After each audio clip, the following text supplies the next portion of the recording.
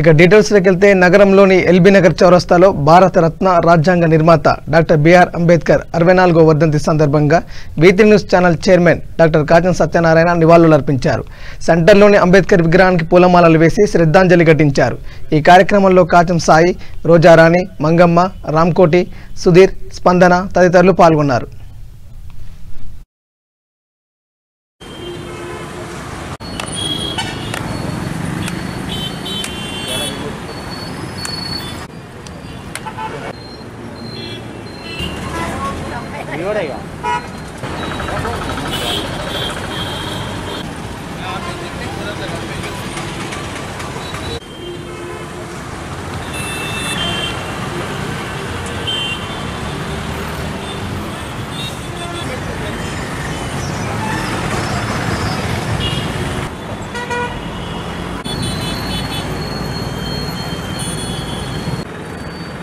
ఈరోజు మాన్యులు పెద్దలు గౌరవనీయులు భారత రాజ్యాంగ నిర్మాత అయినటువంటి అంబేద్కర్ గారి యొక్క వర్ధంతి సందర్భంగా ఎల్బీ నగర్ చౌరస్తాలో మనకు ఘనమైనటువంటి నివాళులు అర్పించినటువంటి ఈరోజు తెలంగాణ రాష్ట్రాన్ని సాధించుకున్నామంటే భారత రాజ్యాంగ నిర్మాత అంబేద్కర్ గారి ఆర్టికల్ 3 ప్రకారం తెలంగాణ రాష్ట్రం సుభిక్షంగా ఉన్నటువంటి నేపథ్యంలో మొత్తం ప్రజాస్వామ్యం మొత్తం యావత్ భారతదేశంలో చక్కగా పరిపాలన అందిస్తున్న దాంట్లో మార్గదర్శకుడైనటువంటి అంబేద్కర్ గారు భౌతికంగా లేకుండా వారి భాషలను కొనసాగించే విధంగా ప్రజలు కానీ పాలకులు కానీ ఆ స్థాయిలో పనిచేసి తన మీద ఉన్నటువంటి తను రాసినటువంటి రాజ్యాంగానికి గౌరవించే విధంగా పనిచేసి యావత్ భారతదేశ ప్రజలందరూ కూడా ఈరోజు ప్రపంచానికి ఒక ఆదర్శంగా మన డెమోక్రసీ ఉన్నటువంటి నేపథ్యంలో అంత మహనీయుని స్మరించుకునేటువంటి వేళ వారికి పూర్తి స్థాయిలో యావత్ భారతదేశం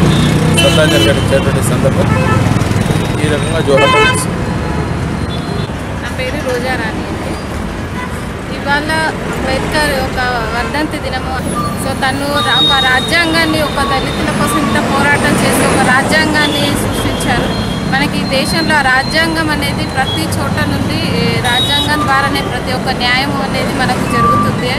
సో ఆ విధంగా మనం ఆలోచించుకుంటే లేడీస్కి కూడా అంబేద్కర్ గారు చాలా విషయాలలో ప్రథమ స్థానాన్ని కల్పించారు. దానికి నేను వందనాలు తెలుపుకుంటాను. సో ఇవాళ ఆయన 63వ వర్ధంతి సందర్భంగా మా ఆర్గనైజేషన్ తరఫు నుంచి ఆయనకి శ్రద్ధాంజలి ఘటించడం అయింది. ఆయన చనిపోవడం అనుకున్నది కాదు, ఎప్పుడు చిరస్మరణీయుడు అని